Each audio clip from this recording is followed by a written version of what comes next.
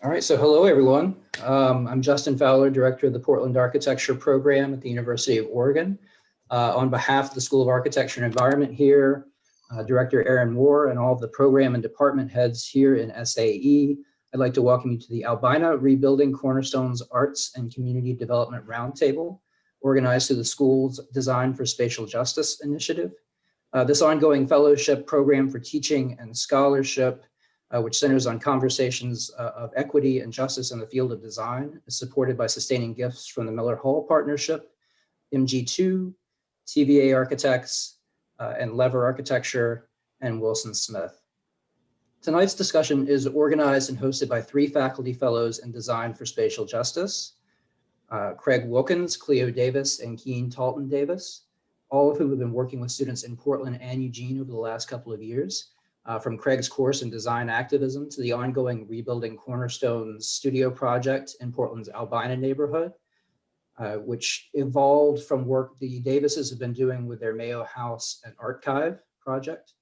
Their involvement with the school started through a collaboration with a Portland architecture thesis student 2 years back, which turned into a studio last year with spatial justice fellow Karen Kuby, and is now a year-long thesis studio this year with Craig.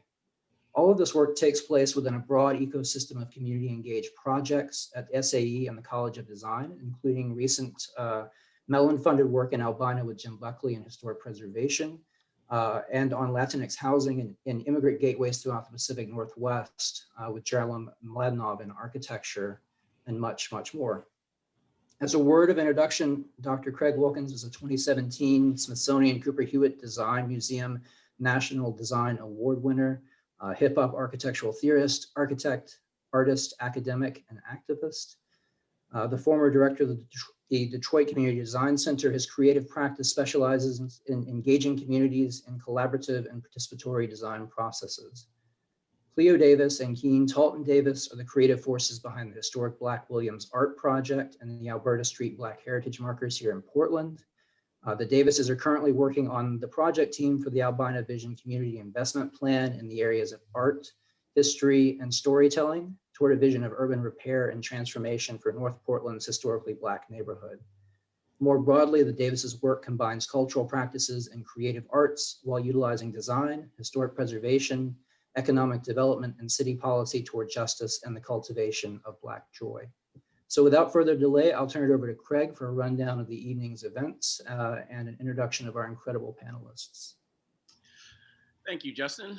I also want to thank the University of Oregon, SAE, and the School of Architecture and Environment for having, us here today. It is quite a thing to sort of see this effort grow in the Albina community, and to see that it is, in a sense, very much supported and seeded by a school of architecture. These things don't often happen in the manner in which it's happening now, so I'm very, very pleased to be a small part of that.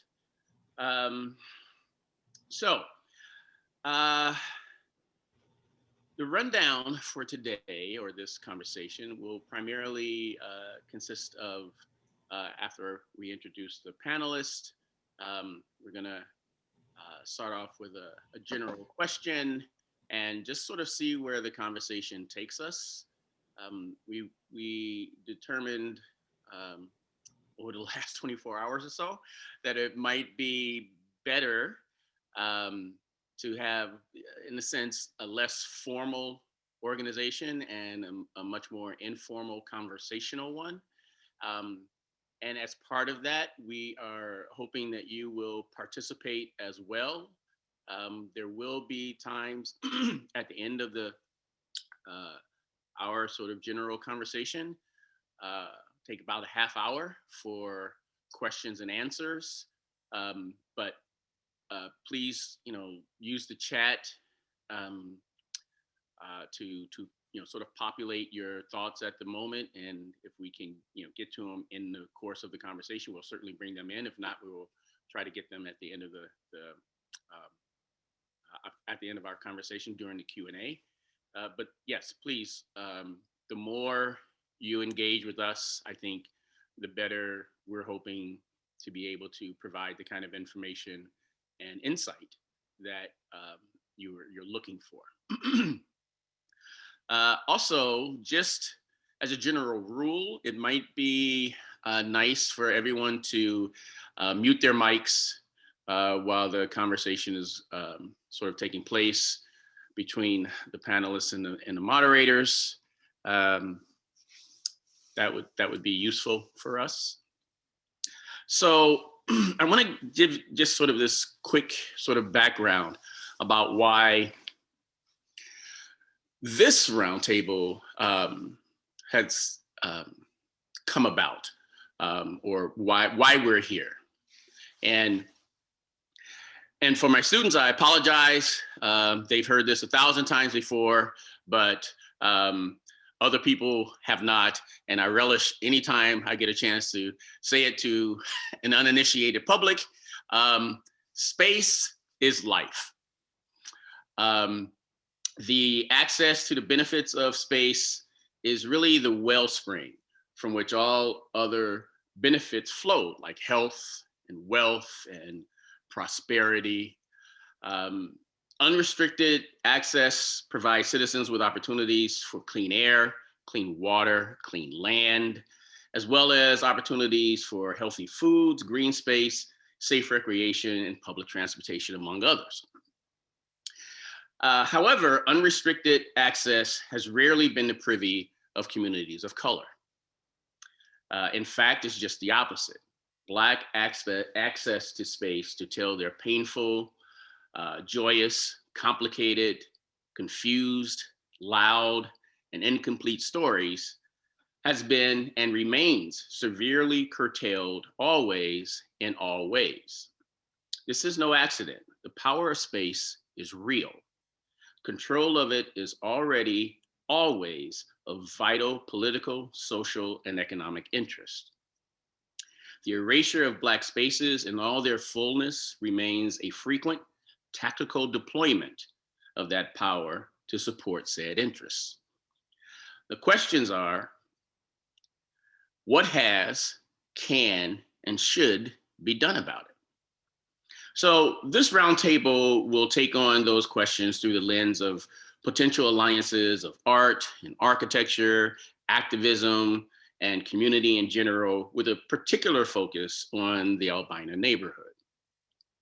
Once home to a majority of the Black population, in Portland, organizations like Albina Vision Trust are working to rebuild the community after decades of urban renewal and demolition. The roundtable will serve to share otherwise inaccessible expertise and practical, applicable insights, resources, and strategies gleaned from both personal and professional experiences of our invited panelists in an effort to support this ongoing work in Albina. So our panelists for today are Gabrielle Bullock, who is the Principal Director and Director of Global Diversity at Perkins and Will, Los Angeles. As the second Black female to graduate from the Architecture Department of Rhode Island School of Design, Gabrielle has been a key player in the success and award-winning global architectural firm, Perkins and Will, for over 3 decades, working in both New York and Los Angeles studios, where she became the first African-American and first woman to rise to the position of managing director. Over the course of her career, she has led numerous complex and high-profile projects, including the Ronald Reagan UCLA Medical Center and King Saud bin, I am about to butcher this, so I apologize up front. Abdulaziz. Just say KSU, you're good. Okay, KSU, thank you.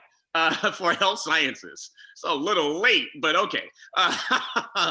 Her unique role as the firm's director of global diversity and an award-winning principal enables her to combine her passion for architecture and social justice to effect positive change. Then we have Lauren Hood, who is a Detroit community-based community developer and equity facilitator. Lauren A. Hood is a native Detroiter and Afro urbanist, working at the intersection of Black aspiration and city change. Applying a reparations lens to the work, Lauren employs the strategies of storytelling, visioning, and relationship building to address a community's past harms, present needs, and future hopes and dreams. Credentialed and experienced as both a community developer and equity facilitator, she holds space for otherwise difficult conversations that allow practitioners and citizen stakeholders to understand and value each other and each other's contributions while working towards transformative outcomes. And now I will turn over to my tri-moderators, Kian and Cleo Davis, to introduce our other two panelists. Thank you, Craig. Thank you, Craig. So next we have Winter Johannes, Managing Director of Albina Vision Trust. Winter Johannes serves as the Managing Director for Albina Vision Trust, the nonprofit organization leading an effort to reinvent the 94-acre Albina area of Portland. She will be responsible for guiding the group's plan for the neighborhood, known today as the Rose Quarter, that saw a huge swath of the city's Black community displaced through decades of urban renewal projects. She was most recently Senior Policy Advisor to Portland City Commissioner Chloe U. Daly, where she worked on a budget, strategy, and civic engagement concerns. In the Commissioner's office, she oversaw the creation of the city's first immigrant legal defense program and developed a recruitment and internship program for young people of color and people with disabilities. And then we have AJ McCreary. AJ McCreary, a longtime Portlander, is a community activist who has been working locally for 15 years. She specializes in marketing strategies and fundraising through an equity, diversity, and inclusion lens. AJ has brought her skills to such organizations as STEPS PDX, American Cancer Society, and Race Talks. Equitable Giving Circle was born out of a desire to create a model of resource distribution that is not rooted in white supremacy and transactional giving. AJ is the executive director of Equitable Giving Circle. She is deeply passionate about mutual aid and giving with no strings attached. She also knows what it is to be truly successful, an organization must be led by the people who are in the community with people being served. AJ's bachelor in African American history and, equally important, her lived experience coming from a working class interracial family in North Portland has informed the full range of her work. When she isn't leading revolutions, AJ is a full-time mama to her teenage son. She finds relaxation in traveling, cannabis of all forms, and gardening. Great. So first of all, let me, on behalf of my tribe moderators, thank you all for being here. It's really, for us, it's really a stellar group of folks, and we really appreciate your taking the time out to be with us, especially when some of us are on the Pacific Coast and some of us are on the East Coast. So thank you very much again. So we're going to start with one question and sort of see kind of where we go from here. I think, given our previous conversations, I do not have any doubt that wherever we go, we will be mining fruitful and interesting and useful information. So let's just see how this works out. Okay, so the first question, I'm going to give you sort of some background. It is often very difficult for large, successful organizations like banks and foundations, private developers, municipalities, and design and planning professionals to truly share power. Their instinct is to take control when the going gets tough. Success depends on having the patience to share the struggle and share control, especially with residents fighting to have a say in their community's development. in your experience, both personal and professional, if you want to share the personal, have you engaged this phenomenon? And if so, how did you or how do you address it?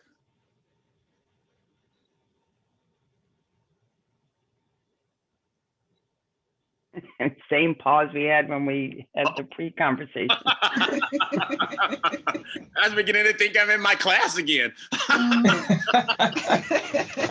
You spoke first, now you have to answer it.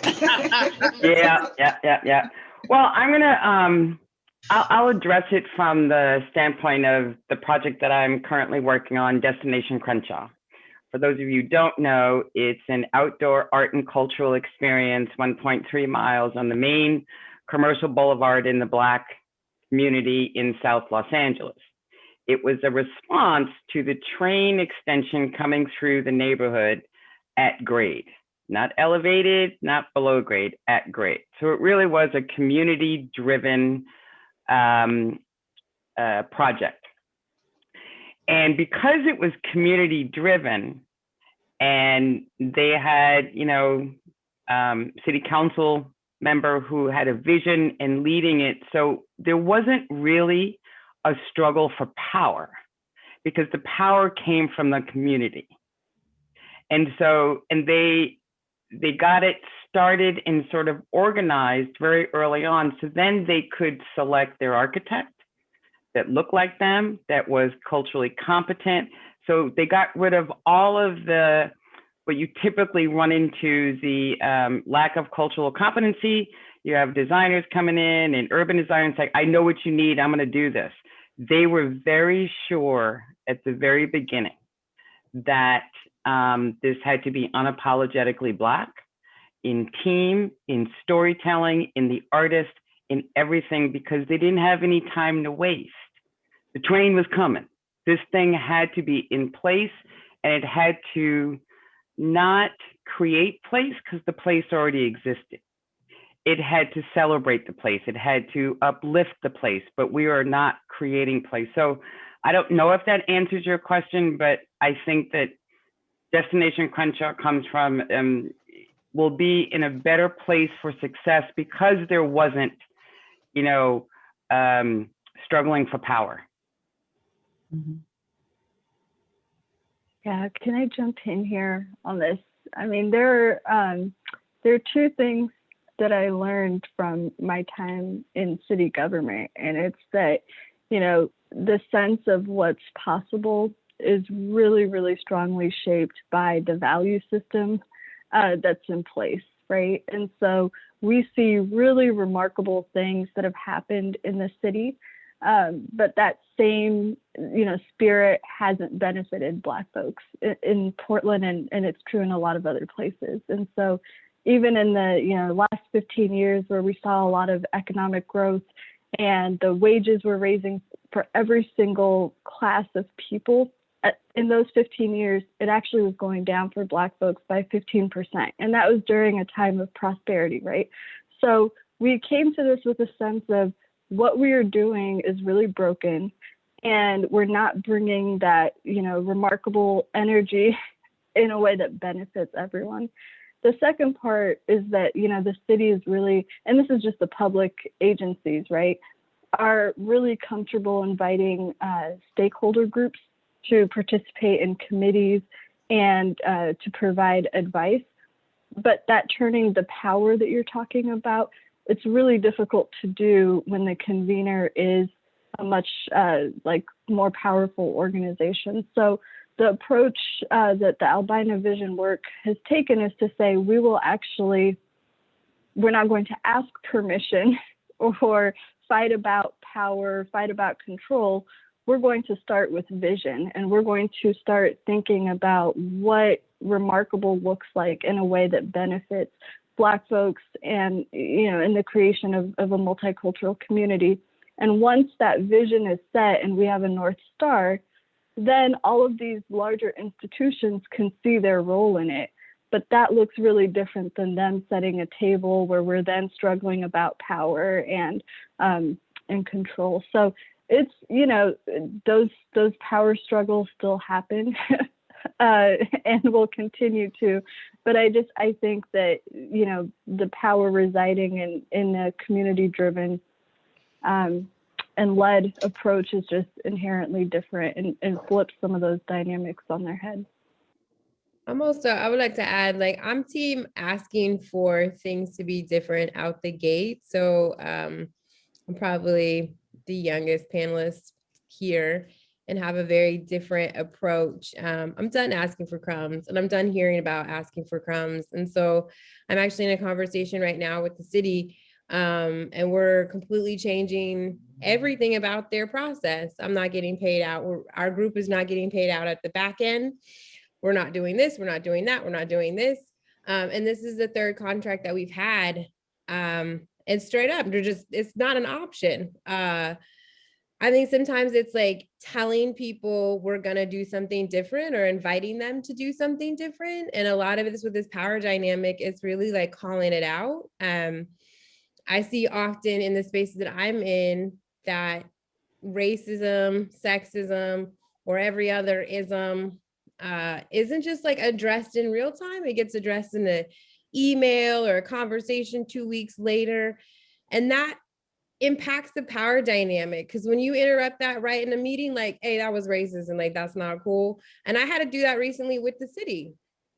It changes that. And it also, I think, like, straight up asking, like, or having that conversation out the gate, like, this has happened to our community. This is the history, here are the facts. And moving forward, this is how we can move forward in a productive way.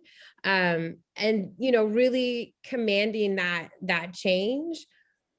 It's like we're at the beginning of that tipping point, but I am from a different space where I'm not really asking. I'm gonna let you know, like, here where we're at, and here's where we're moving forward. So many angles from which to approach your question, Craig. And I love the diversity of opinions here, full range. What I think about, though, is how planners enter a space to begin a planning process or work on a development project. I find that most of my white colleagues don't understand the history of the space and how we got to where we are. So they will look at current conditions and assume that it is the fault of the people that are there that resulted in what we see now. But people don't understand the historical context. There was federal policy, local governments have initiated certain policies and plans and processes that have marginalized people, caused disinvestment. There are things beyond a regular citizen's control that result in current conditions. So when you go into a neighborhood assuming that the people are at fault for what's there, you want to take away their agency, because you don't think they know anything. They don't know how to do anything. It's all their fault. They're lazy. They're they don't care about the neighborhood, and that's why it looks like that. So when you go into a place with that approach, you feel like you need to control, because you're not accepting that the people that are there have anything to offer. So I think we need to enter spaces with a different mindset. And I don't know who to blame. Do we blame the academy because it's not teaching planners and architects about the contextual history, the things that happen in Black neighborhoods? Or do we blame our elected officials? Do we blame the way our ecosystem works, which where I am in Detroit is kind of run by philanthropy? I don't really know who's at fault, but there is a system that allows people to show up and not know the history. And then everything they do after that, just further marginalizes us. And that speaks to that whole concept of, placemaking. I'm gonna make this place, right?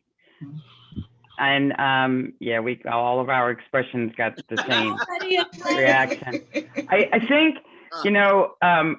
I think the Destination Crenshaw community is in a little different situation because it is largely run by the community.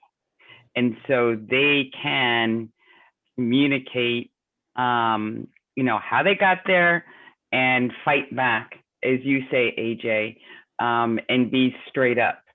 So they don't have that obstacle.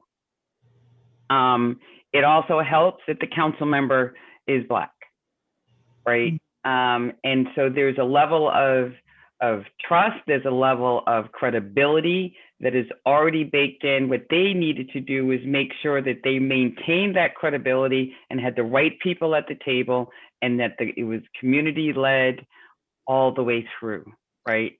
I mean, so much so that it's privately funded through fundraising, so that they don't have to be subjected to the city's potentially biased practices, right? Having to hire X contractor or 3 bids or whatever. I mean, they really orchestrated and tried to address every barrier that they could see down the line.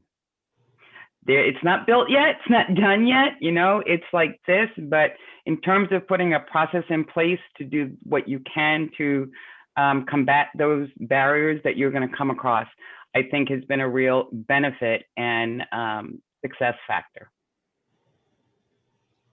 Gabrielle, can I ask a question? Can you tell us a little bit about how that group came together, how the community-led structure came together?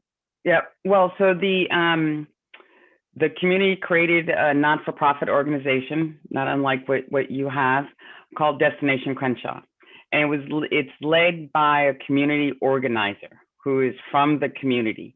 And because she's from the community, she knows everybody in the community. So she and other people identified about 40 or 50 community members at all levels to be the advisory council, but truly design partners, right? We don't just go every 6 months and say, here's what we did. It's not an information giving. It's let's work together. Let's figure this out. And it truly has worked that way. So, and that group, we've been in this project 3 years now. That group is still intact, still part of every step of the way. And so we bring the expertise, we bring the ability to listen and create based on what we hear. So it's been a great blending. I was skeptical at first. I thought that there was going to be too much friction, potentially, because it's a very unique setup. Did I answer your question, Quinta? Yes, thank you. I think, I'll let you ask the questions, Craig. I'll say, No, that's okay. That was just a starter question. But we're in a dialogue now, right? Yeah. But I want to follow up too. Gabrielle, do you think the success of Destination Crenshaw also has something to do with the fact that the practitioners are also Black? Yes. Yeah. Yes, and it was, as I said before, it was on purpose. It was intentional. The client did their research. They had known that there was an architect in our firm who worked on the National Museum of African American History and Culture. They knew our project manager lives in the community.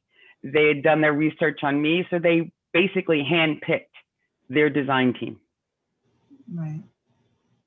And I work for a majority firm, right? But those of us in the firm who care about this, who work this way, who can relate to communities and have chosen to do this kind of work, that's what they were looking for. There aren't, especially at the size of Perkins and Will, which is a global firm, there aren't a lot of firms that are open to that, are looking for that kind of sort of deep long-term engagement in projects. And so Wait, can I respond to that, Craig? yeah, go ahead. I think that the new world that we are in demands that kind of practitioner. So I think that firms that can't get on board with that new way of thinking won't get chose. Well, I am not talking about, in a sense, what is needed. I'm talking about what exists. And what exists are firms who typically work differently than the way in which Gabrielle is explaining what's happening in They're curious now. If I put on my equity facilitator cap, I got calls from 3 architecture firms last year that were like, help us not be racist anymore. Yeah. I think we all are. And frankly, if you're a firm and you're not addressing this, then you're going to be left behind. Yeah. You're not going to be successful. And we all know that all firms make the choices, the right choices to be successful, right? They don't. Right. They I don't. mean, let's face it. Right. There are some firms. They should, but they don't. Yeah, some may not even want to do the kind of work. And Right. you know, I had somebody refer to Destination Crenshaw in a way that made it marginalized. And I pushed back. I said, do not refer to this project as an equity project. It is a project. It is for a community. It has all of the things that we design and work with. It will not be labeled and marginalized as an equity project. Okay. So there was a question. A question in the chat, pretty much for clarification. So, which is, and probably makes a lot of sense.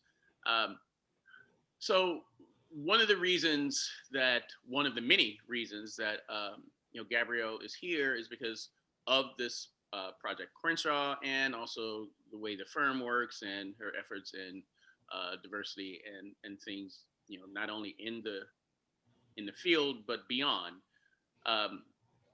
But someone asked, could someone sort of explain what is the Albina Vision Project, or the Albina Vision Plan?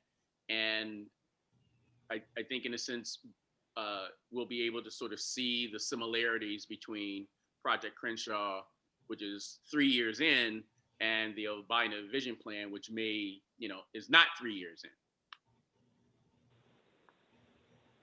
Sure. So the Albina Vision is a 50-year plan, and we are in year 6, actually, in terms of how long the ideas has been in the community.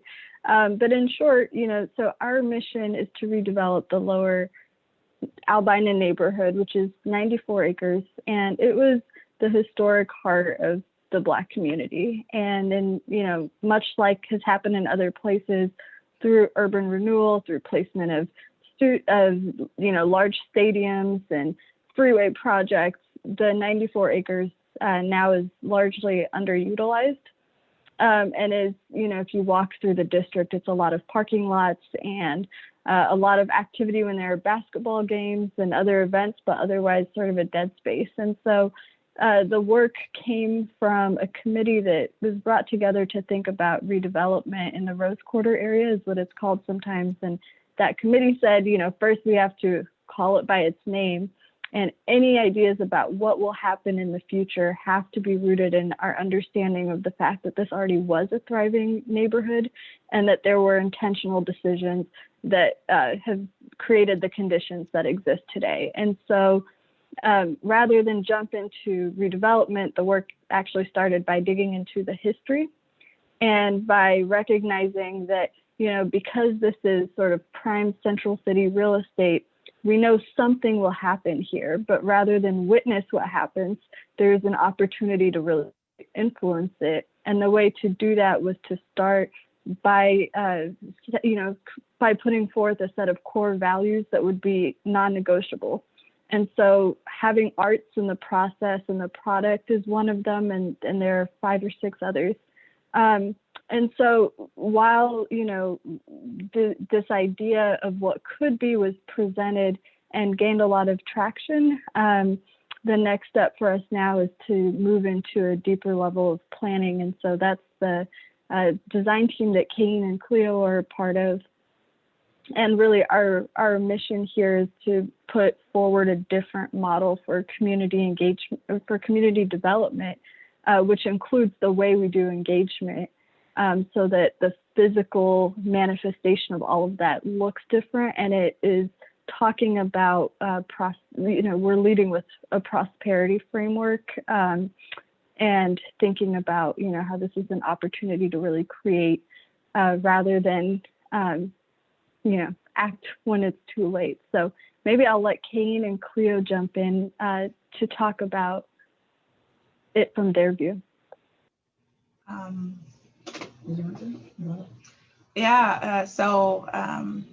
What I guess I would say Albina Vision is from the community perspective is it's really kind of laying it out there as a way to look at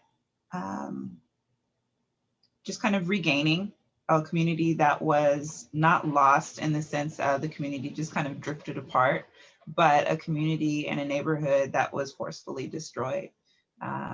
Much of the land in Lower Albina was a thriving Black community where, really just the center of culture. And so with the event of I-5 and Memorial Coliseum and a little bit further north, Emmanuel, just kind of those three large projects really kind of decimated the area. Thousands of people were removed one way or another. And it was all backed by city and city arms of development, namely PDC, as well as Portland Housing Authority. There were just different ways and different tools that were used to really kind of rip the community apart at the seams. And so what Albina Vision Trust is doing is really kind of approaching it from a Black wealth generation standpoint of how do we not only generate Black wealth, but how does that become generational in its sense. And then with, within the studio, one of the specific things we're looking at, and that's where we're getting this kind of rebuilding Cornerstones piece from, is looking at that very community that Albina Vision is working on, and looking at the full Albina area. Albina as a district kind of started out being geographical, but eventually just became wherever there was a large amount of Black folks. So while it started out in one area, it became the majority of inner north, northeast Portland. And so within that, there were, all these different historical buildings that had they been able to survive all of the urban renewal and all of the construction and destruction, they would have been places that would have been highlighted as historical places of reference. And that's where that rebuilding Cornerstones is really coming from, is looking at some of these cornerstones of the Black community and how do we rebuild them? How do we build them? And how do we build new ones and rebuild some of the old ones? And in that rebuilding Cornerstones, it also involves the infusion of looking at the whole ecosystem here in Portland, like the whole system of how do you incorporate education along with city infrastructure, community development, and all of these things that seem to get fragmented off as silos onto themselves, to where they get discombobulated and you end up confused and nothing gets done. But what I would like to say about Albina Vision, my explanation is pretty simple. I freaking love the Albina Vision. Listen, I've been waiting for something or looking for something like this for over half my life, for there to be an entity or a group of people. It could be anything, an entity, a group of people that really cares about the Black folks, to where we can have a say and some strength and some power. And the one thing, so this is real funny, is when we get to talking about Black lifestyles and Black folks being prosperous, it seems like it's a spooky word, right? But we've been exploited and building this place from day one. And if Black folks were doing well in this country, everybody else would do even better. So this is what Albina Vision really means to me. It's personal. It's something that I believe in. It's not like just an organization to me. You know, this is not this. I mean, it's amazing to be able to do design, work within your community, for your community, and be compensated and not cringe. You know, like, this is amazing. So I just love what the Albina Trust is doing, and with the 50-year plan, and that's what I have to say. Okay, so I hope that clarifies it for the person out there who didn't know what was going on.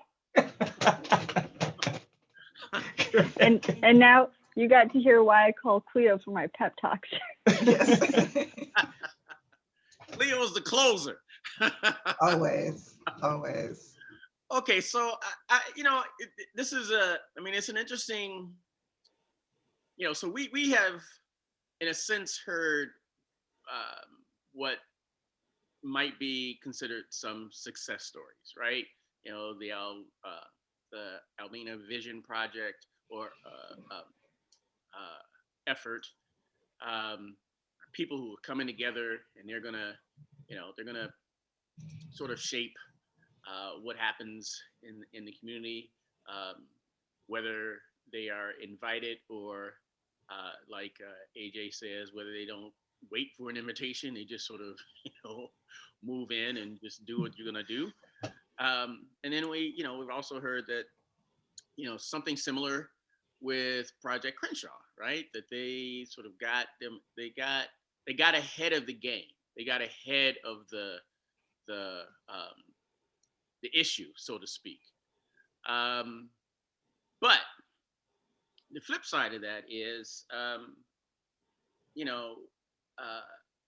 while these collaborations within the community are very necessary, as I'm hearing everyone say, there is a potential for disorganization, being overbroad with your agendas.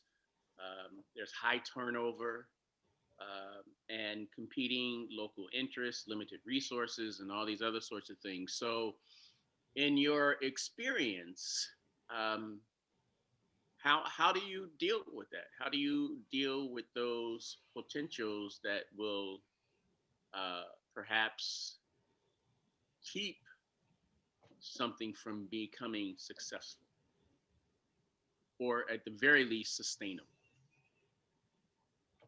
I think for Destination Crenshaw, like Albina, they started with a vision, right? And they had somewhat of a schedule, but they didn't let the schedule drive their process. They let the process drive the schedule within a certain range, because they were community organized, and they had their day jobs, right? There was a council member and all of that. So they, not only was this project and it being successful, because if it were a failure, we're done. I mean, there's not been a project like this that I can think of. And so they know what's at stake. So organization was paramount. And so they had to, hire folks and make sure that they were committed to it. I think hiring people that are committed to the vision and to the success of the project, and you have 50 years, but what are you going to cement within 10? The plan's got to be there for when you're not there or when other people aren't there. It must be cemented that here's the path, right? And so I think for Destination Crenshaw, it was the vision, it was the solidifying the team that was going to stay there, and their commitment. The commitment was key. But we don't have 50 years like you do. I mean, you have quite a stretch to go. So, and also I would say that, this can't be a one and done. This isn't as big as your district plan that you're trying to do. this can't be one and done. It can't just be an art project that people just come once and then they don't come again. And it has to be an economic engine. And so a lot of what they are working on and have been working on is engaging the businesses that are already there, engaging the businesses that are floundering. We've had the pandemic to deal with, address the issues of homelessness and crime and everything else with the project. So it's not just Perkins and will go design this project and come back to us when you're done. It's they have infused all of the issues of the community as they've come up in our project discussion. So it really is that holistic picture. And so we can't, be sure that it's not going to go off the rails, something, catastrophic happens.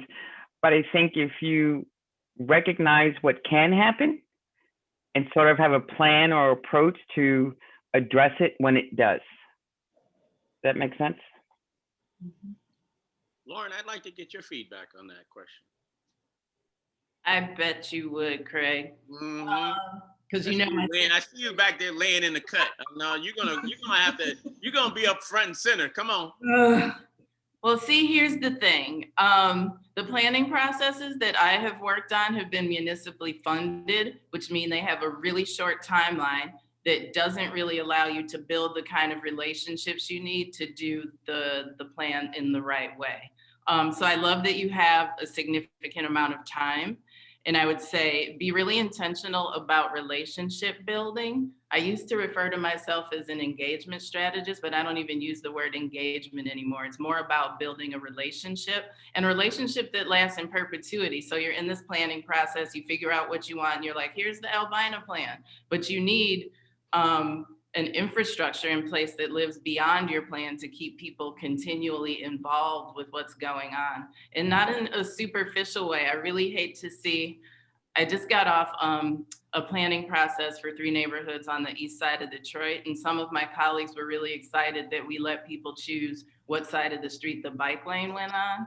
I'm like, that's not real agency. They're like, look, we let them choose. We had this plan, and we had them vote on it. And this is the one that they're choosing. And that's not real agency. Be thinking intentionally about ways that you make space for people to have real power over what happens in their communities now and into the future. And to the extent that you can, get people out of current condition conversations. I find when you go to people and you're like, what do you want for your neighborhood? It's a lot of trash pickup, lights on, and it's a very current conditions kind of conversation. Right. What can you infuse into your process that expands people's imagination about what is possible? Because when we're in a current condition space, you're only going to get more of the same. But how can you set the stage for our wildest Wakanda dreams, in your Albina situation? I would say too, I really want to encourage you guys to think about reparations. So I Googled, there are people in Portland talking about reparations. In Detroit, I'm a part of a work group working with the city council person to write a resolution. And in the section where it talks about what are the harms done, we talk about our Black Bottom neighborhood that the freeway decimated. So this is what you have in Albina. To what extent can you draw attention to the harm done caused by that highway that went through Albina, and then ask for some kind of recompense to help for the future planning of that space? Be bold. I feel like there is a small window where we can ask for all the things.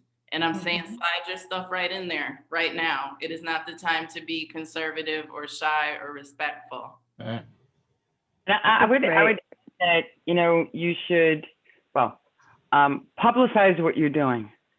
Gain the, build the excitement around it as you progress. Keep it front and center. That will attract people to your team. That will attract investors. It will, really help build the buzz, because you got a long way to go, right? And maintaining that buzz and interest and excitement and hope. Mm-hmm. Yeah, I mean, you're speaking, I think, right to the heart of all that's gotten us this far, right? It's having a bold enough vision that people can see themselves in it, and people and institutions and see the opportunity to do something really big. And so, you know, while it's a 50-year plan, there's a lot of activity that happens now. And what we've been thinking and talking about is really the role of artists. And so when we were starting the community investment plan, we carved that out intentionally, that alongside the architects and planners and economists, there would be artists and storytellers and historians that are very much integrated into that. And it's because of the very key role that they play in bridging, you know, the past and the future, so that we're able to think beyond current conditions and start seeing it in the way that we think about what's possible. So we have about 4 minutes left for our formal, informal conversation before we turn to questions. And I would, again, encourage anyone who to toss in some questions in the chat. When we get to sort of the Q&A, I believe we're going to try to go to a much more democratic view where we can see everybody and the whole 9 yards, so we can actually see faces. So you'll be asked to turn on your video. So, you know, if you're in your jammies or, you know, you just spill something on your shirt, you have about 4 minutes to go change before you'll be required to turn your screen on. So just, I wanted to give our panelists this last moment before we kind of open it up to a broader to the broader participants. Is there anything that we missed that what you wanted to sort of put a finger on? If there's something that you wanted to make sure that we are thinking about, something that wasn't asked, but you feel you'd like to, or if there's any just sort of closing statements you want to, well, not closing statements, interim statements that you want to make, the floor is yours. I missed a little chunk. Sorry, my internet popped off. I'd like to, for people when they're thinking about community and development, and to really think about the investments that are happening around community development. And it's not just a one-time thing, or it's not just a one project. Right now, we see, particularly in the Black community, the lack of investment, both from the government side, from the philanthropic side, or the corporation side. Like, no one really funds stuff. And then to the point, like, about coming in and talking about, you know, trying to make something happen, and people have a hard time thinking beyond the current state of their neighborhood or their current state of an emergency.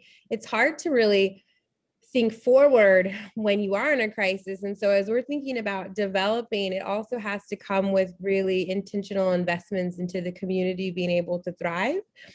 Because also, if we're talking about, and it's important to have a 50-year timeline and a 50-year project, but if we're also not doing the immediate things to take care of people, will they exist in that space in 50 years?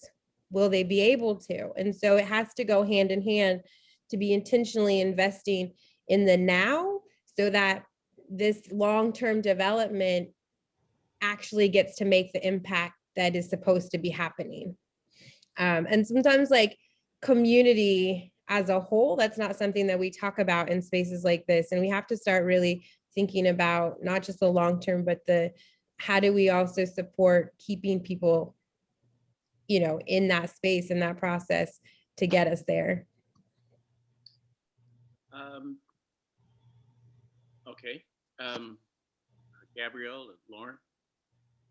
I think, you know, I heard a developer talk the other day on a panel, and he really made a great point. He said, you know, developers and business people have benefited from some of the barriers that exist, and they have to be part of the solution. So there has to be a paradigm shift in development, right? And so perhaps incentivize developers to do more equitable development. We incentivize them across this country to do high-end market housing, right? We don't incentivize them to do more affordable and invest in communities. So I'm gonna say that as often as I can, because I think, you know, just like architects and designers and are focusing on this, I think they need to focus on it too. In a sense, you know, capital is immoral. You know, if you're going to give me more tax breaks or more benefits to build this type of housing, I'll build it because I'm interested in profit. Right. Right. So I'm about challenging the status quo, whatever that means. Mhm. To that point, I don't think we have to change who developers are. I think we have to change how we do development. In Detroit, there's a lot of, let's get more Black developers. I'm like, but they're doing the same thing that the white developers did. That can't be the solution. So how might we start with people and then work backwards to the built environment? I would say organize the people, find out what people need, and then audition developers to start to fulfill those needs instead of starting with the developer and then having them bring us in a superficial way to say, how can we make this thing that we built suit you a little bit? You know, can we figure out what the needs are and audition developers to fill those needs?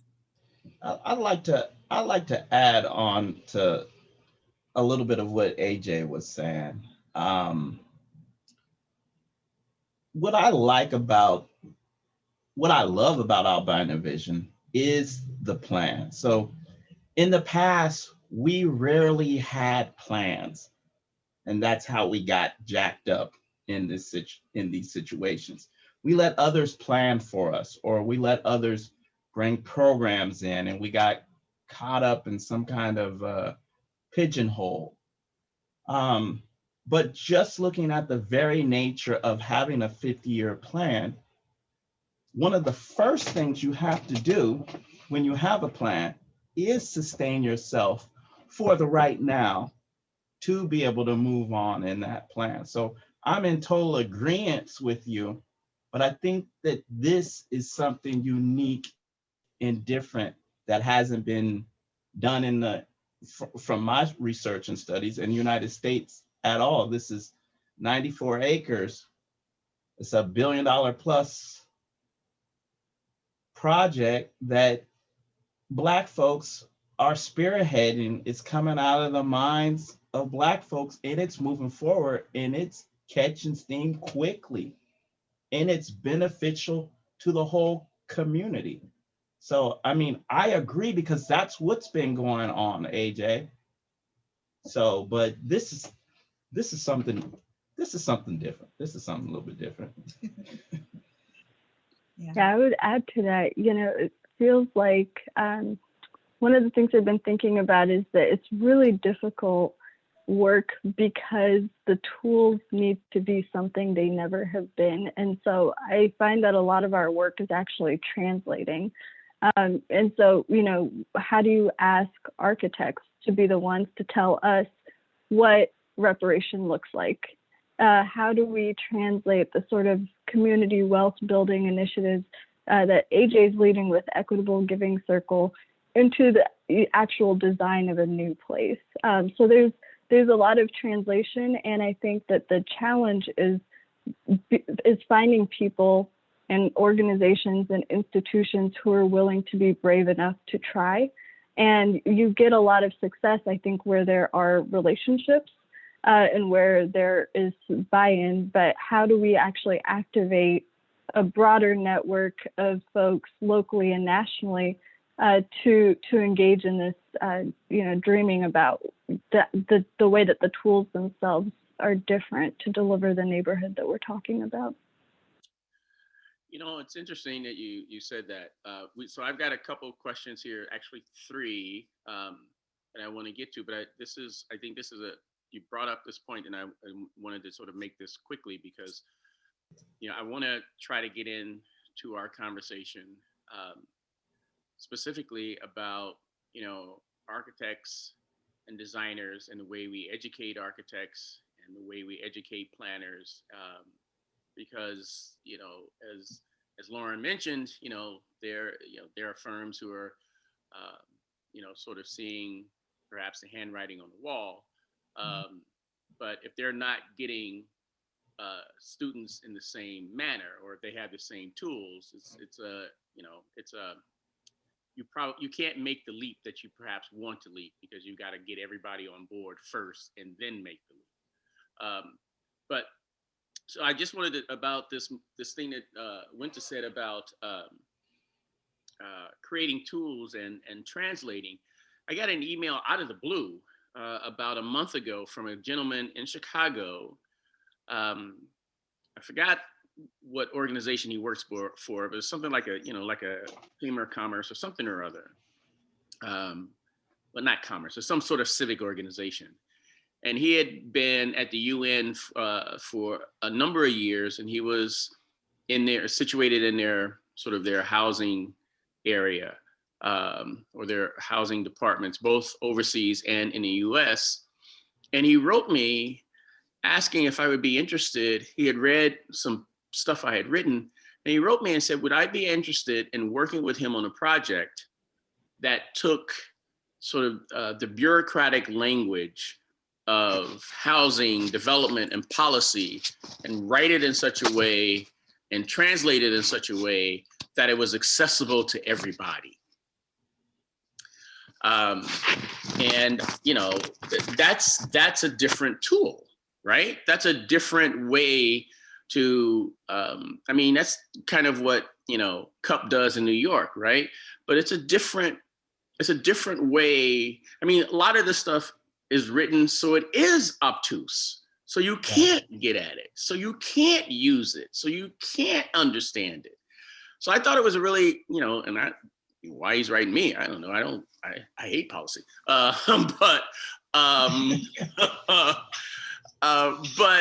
I agree wholeheartedly. Like, if you keep using the tools we have, we're going to keep getting the environment that we have. And so you have to do something different. You just have to. So here are a couple of questions. And I think, Justin, if we could just sort of open this up for everybody, so I don't have to read questions and people can just ask them themselves. So I guess everyone can turn on their mics if you're willing to participate in the conversation, and I certainly hope you are.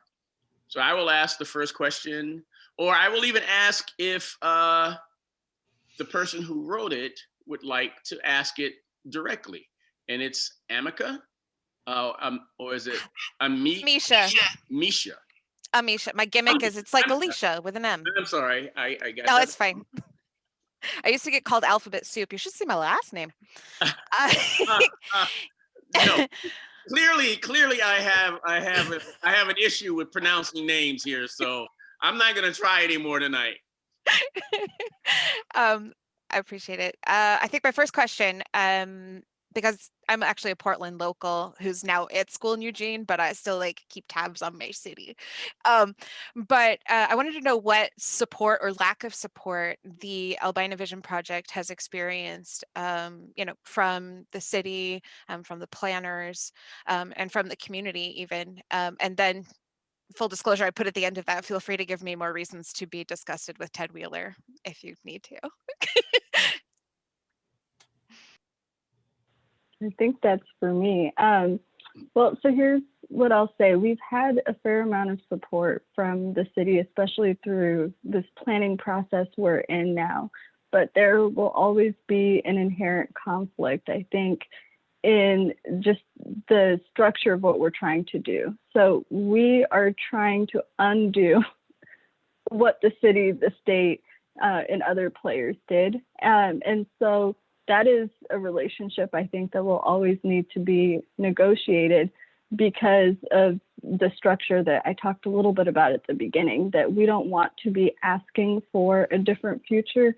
We actually want to be building power around being able to do it. So that's a complicated and ongoing answer, but the relationships are okay. And I don't want to put her on the spot, but I'm going to make Rakaya wave hi to everyone. I agree with that. And Amisha, with a name like Rakaya, girl, I'm with you on that. But the thing I might add in the dynamic with the city is that it's not just the city writ large, right? As a big institution, a lot of the leaders who represent us have been involved in some of the decisions that have more deeply entrenched some of the issues in Lower Albina, right? As we've had people move through city council to the national Congress, we have people who are in different roles, negotiating about the Superfund site. I mean, there are all of these heritage relationships, and there's deep shame about some of the stuff that's happened. And so it's been a real challenge to talk to people and show receipts without completely snatching wigs off, right? We want to tug on the wigs, but not snatch them off, because we have to keep working together. And so that's one of the advantages of this being a small town, is that we all know each other. The disadvantage is when it's time for accountability, it makes the relationship a little bit complicated. There was a question in here from Bree. Bree, would you like to ask the question? If not, and let me just say, the more questions you ask, the least likely I'm going to go to my list of questions, and that will make all of our panelists super happy. So if you want to show your appreciation for our panelists, ask a question. Yeah, so my big question as a student, it's my first year at Portland State, and I'm just getting into community development and architecture, and I'm wanting to do more outside of school. So how does an average person or student get involved in these kinds of projects, and how do we start shaping what our future is going to be within these communities?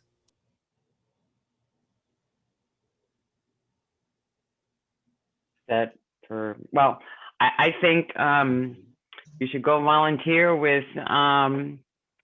Albina Vision for one. Yeah. I think the more that the issues that these kinds of projects present for architecture and urban design students, you ought to bring it up in your classes, in your studios. You should do your research. You should make some noise. But I think really, getting involved in the community. Right. And right now there are a host of different workshops and opportunities to do just that. There are so many things that are happening within the community that you can learn not only a lot of the history of the city, but also a lot of the things that are up and coming as well, and really just kind of see how different processes are working and really what's not working. I would say too, it is a really good time for what you're trying to do, because everything is online. Mm-hmm. So like the entire planning process I just finished in Detroit, we did all our community engagement online. So every meeting is recorded, and I imagine it's like that in other cities. So you don't even have to be local to the work. You can literally chime into projects happening anywhere across the country. And I would say, as you are, participating in these processes, start thinking through your ethos. Like, I had a planning intern this summer, and the first question I asked him was like, why do you want to do planning? But second, like, what is your approach? Like, don't just do the work to do the work. Be critically thinking about like what your value system is and how it shapes your approach to the work, so that you're not generic. Bring the you to the work. Right. I'd also add to make sure that you're going to show up and be consistent. A lot of times nonprofits and community projects will see somebody once or twice, and they want to come in with a lot of ideas and suggestions, and then we never see them again. And so if you really are interested in this work and committed, make sure that you're coming to whatever program or whatever group with intention to be there ongoing, because it's as much as people don't want to say this out loud, it wastes nonprofits or community organizations or community projects time when they see and have to filter through volunteers so quickly. because somebody updating you or training you to get you up to speed is a couple hours worth of time that could have potentially been used elsewhere if you're not really coming around for some serious engagement. I would add also, I think Gabrielle said, do your research. Mhm. I think that's really important, but also with that, come with the intention of listening. I mean, you have to listen, especially if you're coming to a location or an organization or community or neighborhood that you are, you don't live everywhere. So, unless you're in your own community, you're going to be in someone else's community. Mhm. That's not a good or bad thing. It's just a condition of being human. So there will be things that you just don't know and aren't aware of, and be more willing to listen than to talk.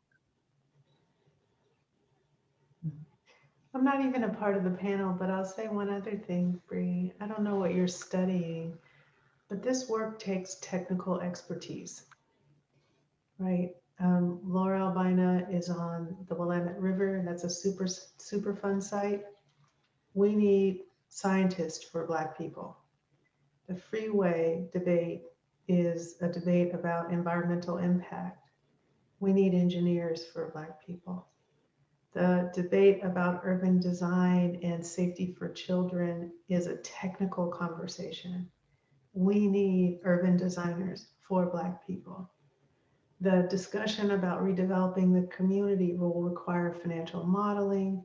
It's going to require a lot of technical thinking about safety and transportation and the math of managing a city. We need data scientists for Black people. So the other thing I would say is, I don't know what you're studying, but lean into the technical areas, because almost everything you could study, we need the best people to get into formation for this work. So that's the other thing. You don't have to be a community organizer. You can be a mathematician. We will find a way to bring that expertise to bear for the benefit of Black people in Portland. And I think I want to try to, there isn't another question in the chat yet. And I'm not going to go to my list. I won't do that to our panelists. But I will try to do this though, because we're having this conversation, through an architectural forum. And it just hit me, the things that we were just saying to Bree about participating, right? Doing your research, learning to listen, going to meetings. Those things are not part of the architectural educational process. Those are not things that we are intentionally building into our curriculum. And so in a sense, I'm just going to open up this question is like, are we building the types of practitioners that will be able to do the work that we're talking about here?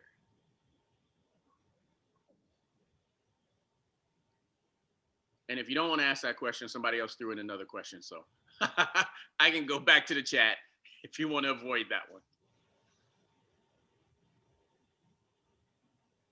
And I'm going to avoid that question. I'm not just asking the panelists. I'm asking everybody who's here. That's a question. Go ahead, Gabrielle. No, I was saying I was not going to answer that one. Oh.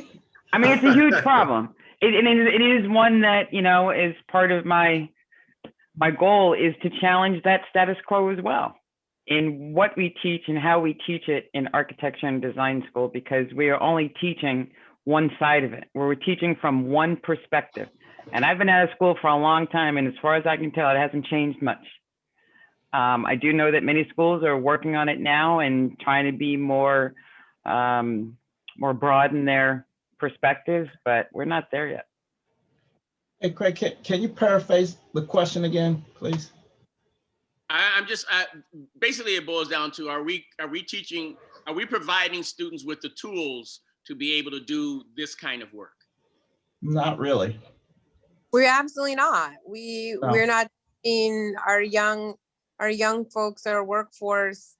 I mean, we see it both from coming out of high school and also coming out of college. We're absolutely not teaching young people across the color line the skills that they need, and we don't prioritize the right steps in training folks, and it shows up, and then it becomes a much larger problem, and it's not just specific to architecture at all.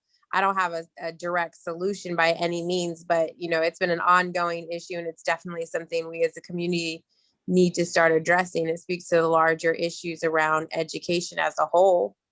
I bet if a big part of college was actually really having students intern or, do some kind of work study, however you want to phrase that, it would change some of the conversation, the experience. I think that, that's what the Rebuilding Cornerstones is really looking at and looking at doing is reshaping this. So there's these factors that we have to do simultaneously. So like many of the panelists have already said, just producing. So here's the issue. You have the racial components, you have producing more, getting more brilliant Black minds, the tools to go out here and make a difference.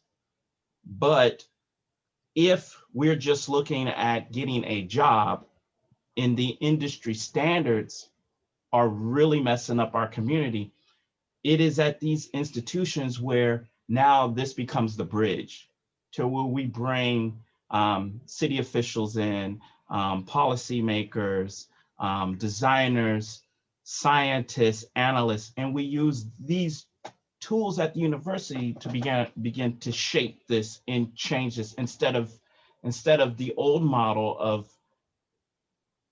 being educated to come out and do the same things that have already been done, which are detrimental, where we get to use this as a more of a laboratory, but it's live, it's happening right now, and we get to see the results right now. So I think that's what Keyin and I are really focusing on with the Rebuilding Cornerstones. So it's something to be tweaked, as well as this whole system that we're working in. Yeah, I think, Go ahead, Winter. Glad, I think what will change that, is also the opportunity, right? So if we say there will be $1 billion+ worth of work in Lower Albina, and to participate in that, this is not a negotiable skill set. How does that in a 50-year project start to change how architect firms and schools think about their training, and how do we, replicate that beyond Portland, beyond Albina, is the North Star for me. But I think even in the near term, there's this marginalization of work that occurs when it's to the benefit of Black people, right? It's seen as equity work, as Gabrielle was talking about earlier. So how do we say that design that benefits Black people is actually even more excellent, that it's just as excellent, and it's setting a standard that that is accepted and not seen as a degradation of the training that already exists, but is seen as a necessary skill set to be able to participate in the future economy. Last thing on that question, Craig, I have mixed feelings about it. So one of those architecture firms, they called me last year to be less racist. I walked them through a program, and at the end they were like, wow, you just taught us how to be more humane. Like, yes, that's it. Like, are we expecting the academy to take responsibility for teaching people how to be more humane?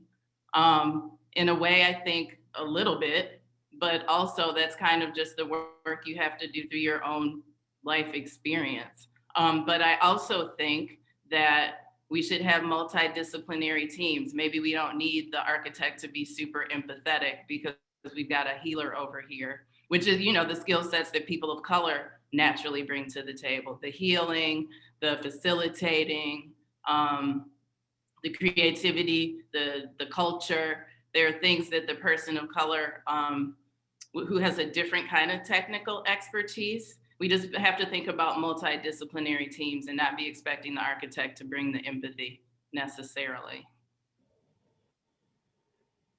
Hi, I just wanted to ask a quick question before we wrap up around the role of artists in this process. And it's kind of started with comments Winta and Gabrielle made around what artists can add. And I'm wondering if at the level of process, in terms of the actual planning of what's going to happen, you see artists having a role, or is it at this point just about, making a mural or doing some kind of public art?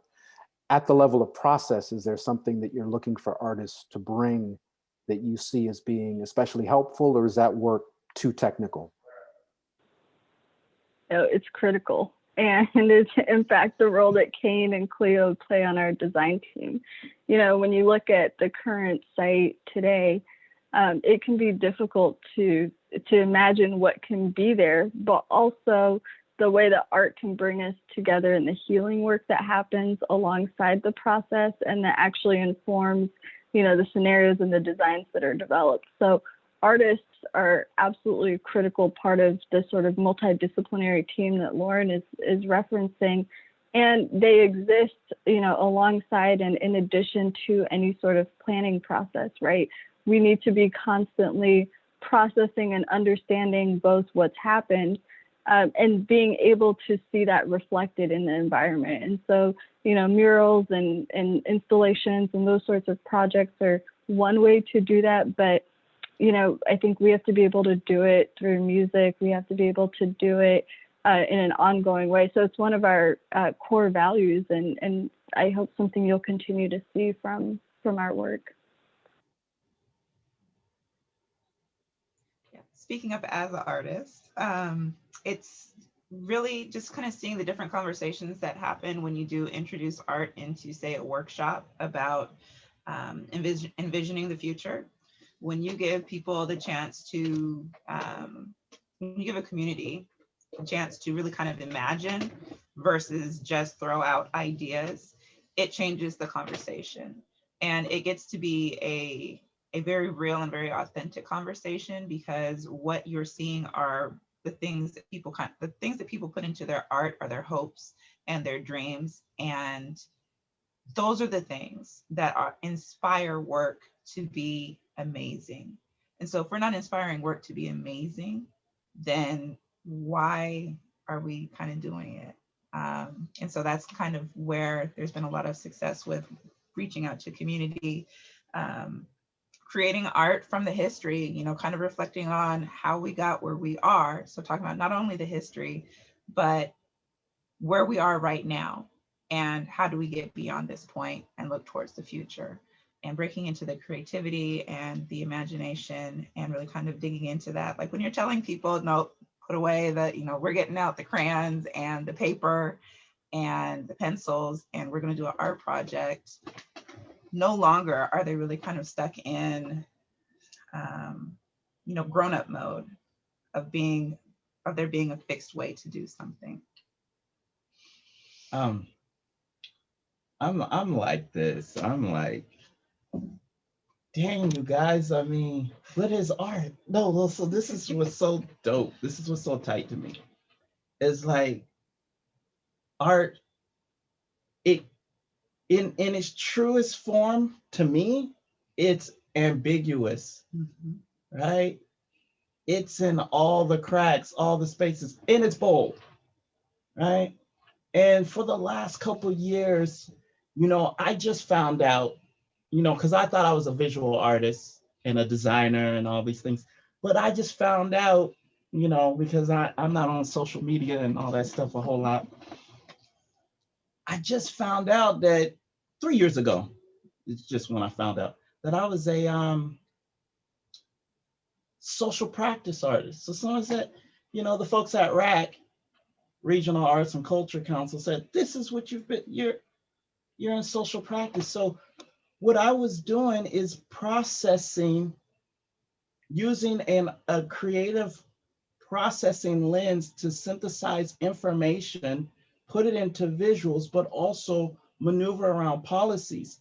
That's how Keen and I was able to do the house move that we did.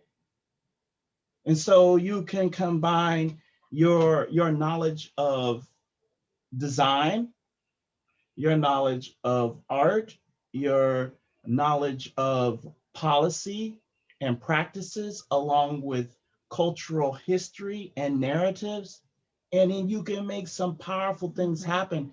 In a year prior to that, just like your question here, I said, I can't just make another aesthetically pleasing piece that's not moving things.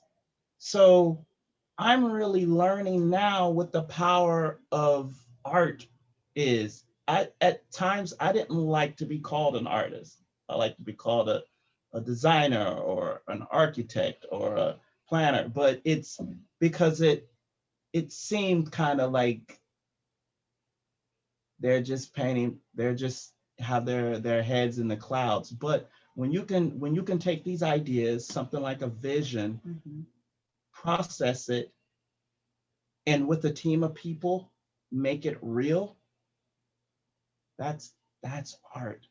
So to me, it's about the process and going through the systems, and maneuvering through the systems. It's a great tool to have. It's a tool bag. Art is a tool bag, not just one tool. Right. It's a way to, there's so many questions that come out, but art really kind of goes in and it asks, why not? Why not? And it also changes the question. Is that you asking the wrong question? This is the question you should be asking. Yep. Okay, Lauren, go ahead. I was just gonna say, have you ever seen a technician try to leave a visioning session? That's why you need artists. Whoa. Oh, that's some heavy shade, Lauren. Wow.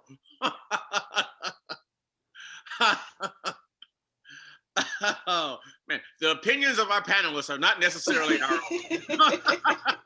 And it's straight from the hood.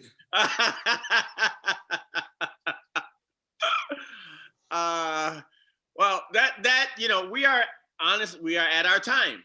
So to be, respectful of our panelists and everyone who is here, I think that's a pretty good place to end the conversation. I will, if there are some last minute things that our panelists would like to say, since we probably won't see them again for a while, please, the floor is yours. But, I think we've hit all the questions we can have today. I just say thank you and good luck. And if there's anything I can do to help, let me know. Thank you. Same. All right. Well, thank you all Thank you. for being here. I just want to tell everyone here, we started out with 52 people. We have now 41. So we only lost 11 people, man. That's pretty doggone good for 90 minutes, and no visuals. Come on. That's pretty good. Everybody should pat themselves on the back for that one. Okay, well, thank you all very much. Thank the college, thank the panelists, thank my amazing tri moderators today. Have a good evening. Thank you. Yep. Thank you. Bye. Bye.